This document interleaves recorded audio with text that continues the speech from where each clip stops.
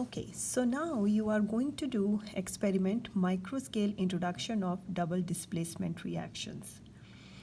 So what do you mean by microscale? Microscale means you are going to deal with very small quantity of chemicals and usually simple equipments, and these experiments have the advantages of reducing cost, reducing safety hazards. You can finish the experiment quickly, reducing the chemical waste. So these are some of the advantages of the microscale chemistry. And then another thing you would see in the title is the double displacement. So double displacement, we already discussed these reactions in the lecture. And well, in this experiment, you are going to see the evidences of any chemical reaction like precipitate formation, color change, temperature change, gas evolution. If something happens or if you observe such thing, that means chemical reaction is taking place. Now, as we discussed in the lecture, it's not always the case when two chemicals are mixing with each other, then there should be a chemical reaction. Well, that's not the case. There might not be any chemical reaction. For example, when you mix sodium nitrate with potassium chloride, okay, after double displacement, Na will come and attach with chloride ion, and potassium ion will come and attach with nitrate ion. So this is a double displacement. After displacing, you are getting NaCl aqueous and KNO3 aqueous. Aqueous means these two are actually present in the solution in their ionic form. So if you will write the net ionic equation after that, there will not be, all will be the spectator ions, and you will cancel all of them. So hence no reaction. So there might be cases in this lab as well where will not be any reaction. So you have to write down the observations carefully in order to make the conclusion. All right, so now how you are going to proceed? First of all, you have to go over the experimental procedure thoroughly, and then you are going to attend some of the pre-lab questions. Did you see that these questions? Like, what are the formulas of two acids used in that experiment? You can find this answer, and what is the formula of the base used in experiment? You can easily find these two answers in your lab manual in the experiment. And also, when you will do your experiment, you can also see what are the acids and bases you are going to use in the experiment. Well, in question number 3, you are going to write the balanced chemical equations between each acid with base. So there are 2 acids and 1 base. All right, so you are going to write the balanced chemical equations here. So you should be having the 2 neutralization equations here. Then which solution is not colorless, and which solution did not react with any of the other 9 solutions? I'm just following these questions. Question number 4, question number 5, 6, 7, these are all based on your observations. Okay. Now, why this experiment is called as a microscale? So, reason is we are going to perform the reactions between different solutions on the chemical grid. Do you see that?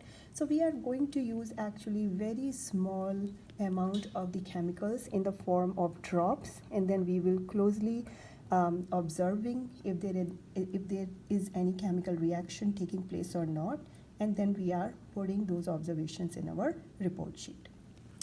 So this is a reaction grid.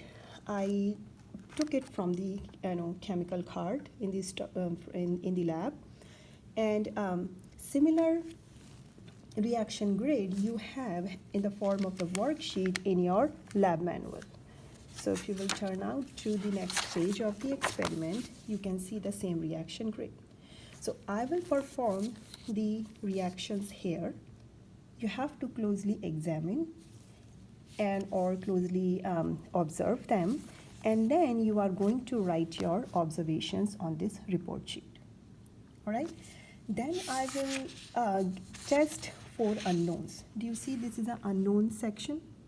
A, B, C, D. So I'm going to do the same thing with unknowns, and then you are going to write the observations and identify the unknowns. What it could be, either from here or here, basically what could be your unknown. All right.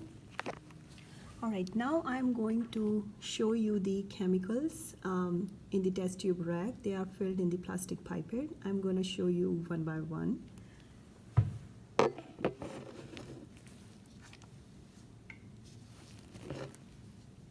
This is NaOH.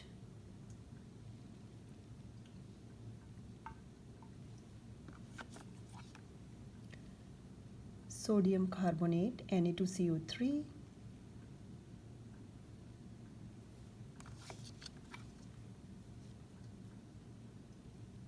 Lead-2 nitrate.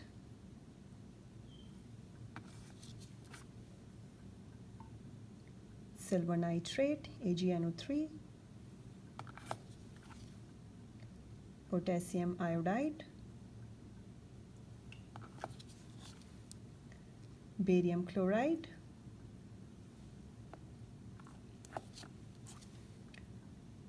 H2SO4, sulfuric acid.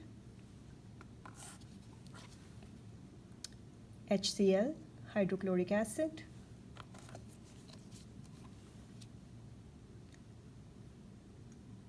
FeCl3, iron 3 chloride.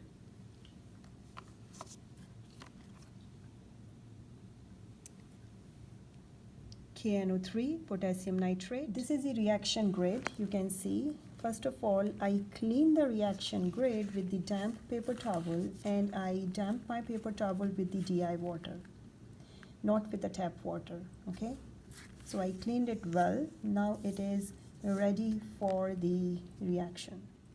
Okay, so as you can see, in the first row I added HCl all over, right? Now in the first box I'm gonna add sodium carbonate. In the second box I'm gonna add lead-2 nitrate, and so on, and you can closely see the observations and record in your report sheet. Now in the first cell I'm going to add sodium carbonate. See the observations and note it down carefully.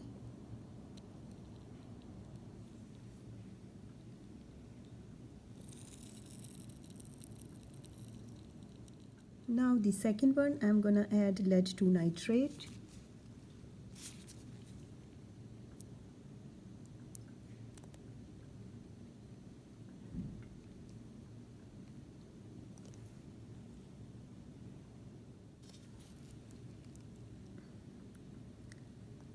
FeCl3.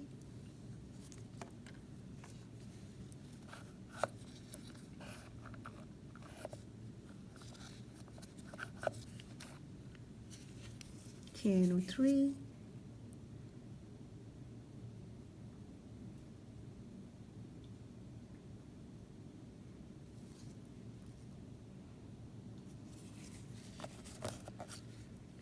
Potassium iodide.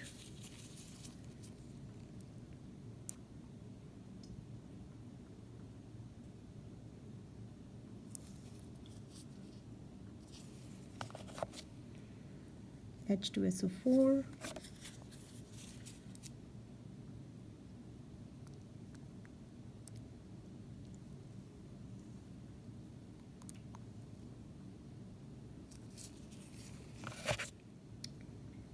This is AgNO3.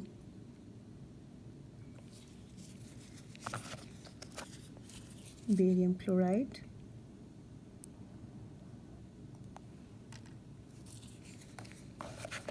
And then last is NaOH.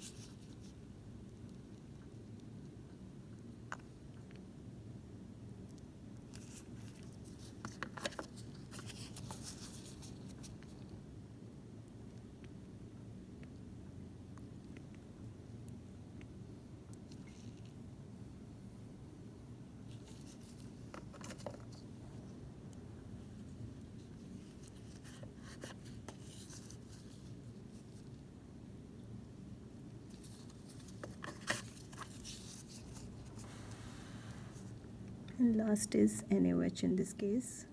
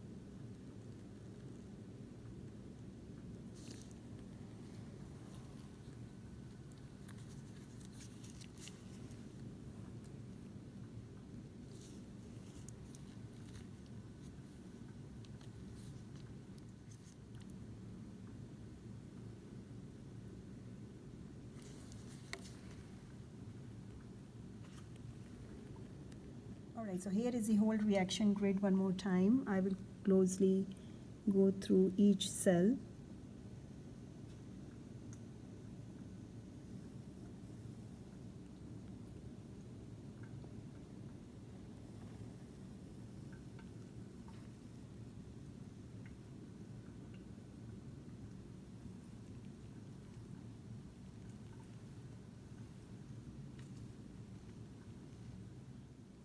Okay, so now I'm going to do the reactions between NaOH and HCl and H2SO4 and NaOH in the test tubes. Alright, now I am going to perform the reactions between NaOH and H2SO4 and NaOH and HCl in the test tubes, and then you should record your observations. So I'm going to add H2SO4 to the first test tube.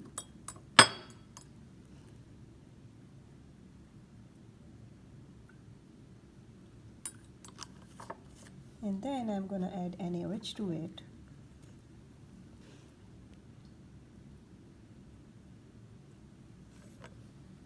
Okay. Then I'm going to add NaOH to second test tube. And then HCl.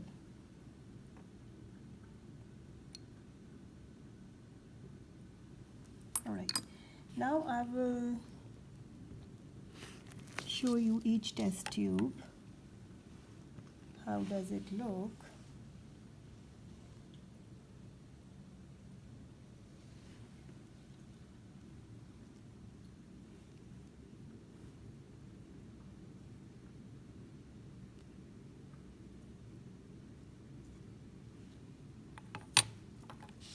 So as this is HCl and NaOH. Oh, HCl and NaOH.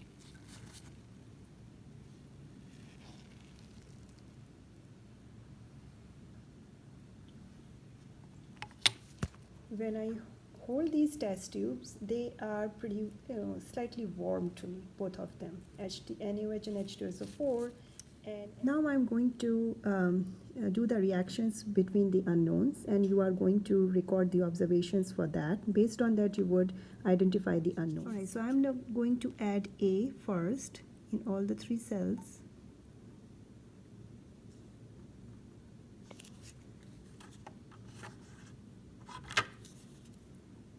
D.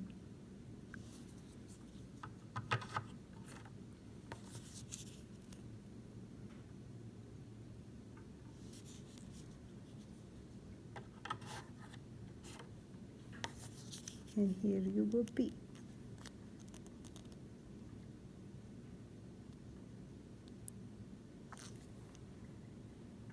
Okay. Now I'm going to add B.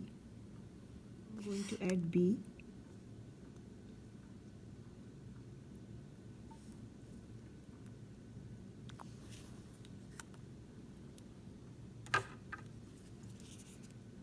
Here comes D.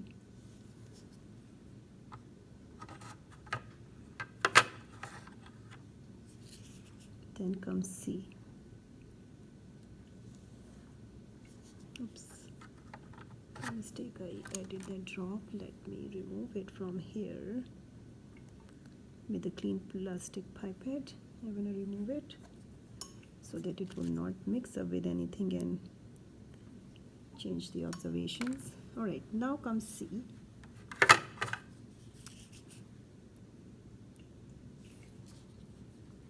And D.